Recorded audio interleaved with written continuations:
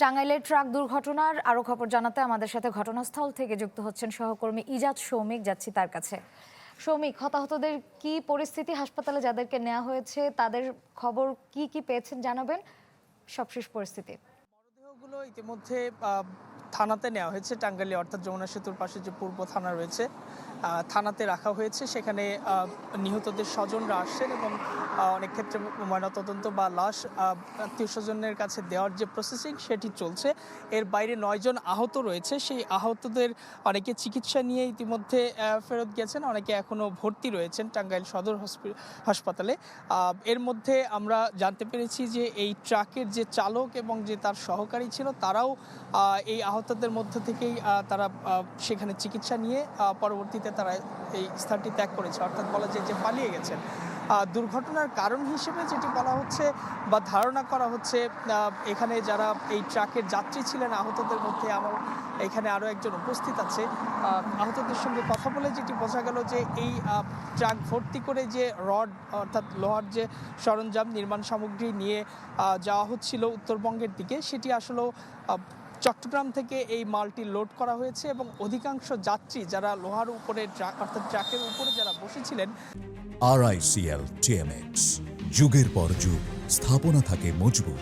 তারা ফেনী থেকে উঠেছিলেন গতকাল বিকেল 4:30টার দিকে তারা উঠেছিলেন এবং ওঠার পরে ননস্টপ তারা এই ট্রাকে যাত্রা করেছেন এবং অনেকে কয়েকজন ঢাকা থেকেও উঠেছেন। সব মিলে প্রায় 25 জনের মতো যাত্রী ছিলেন।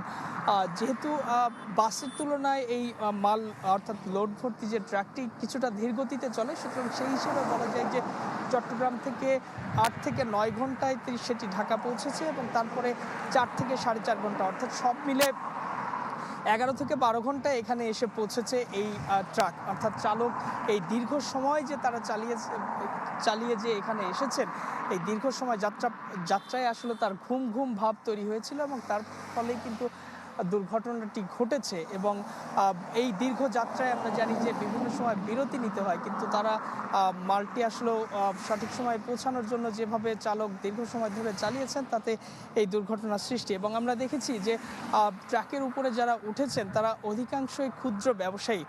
আমরা তাদের সঙ্গে কথা বললাম, যার কারণে ক্ষুদ্র ব্যবসায়ী হওয়ার কারণে জীবনের ঝুঁকি নিয়ে তারা এই ধরনের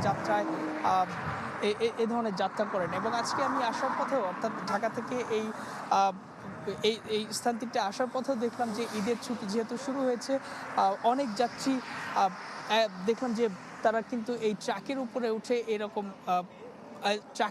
উঠে তারা এই বলা যায় যে ঝুঁকিপূর্ণ যাত্রা শুরু করেছেন। এবং এক্ষেত্রে বিভিন্ন জায়গায় পুলিশ থাকলেও এত বড় একটি দুর্ঘটনা আমরা টাঙ্গাইলে এলেঙ্গাতে দেখেছি যে বিপুল সংখ্যক পুলিশ রয়েছে রাস্তায়, কিন্তু এই ঝুঁকিপূর্ণ যাত্রা থেকে নিবৃত করার কোনো ধরনের প্রচেষ্টা তাদের কাছে দেখতে পাইনি আমরা।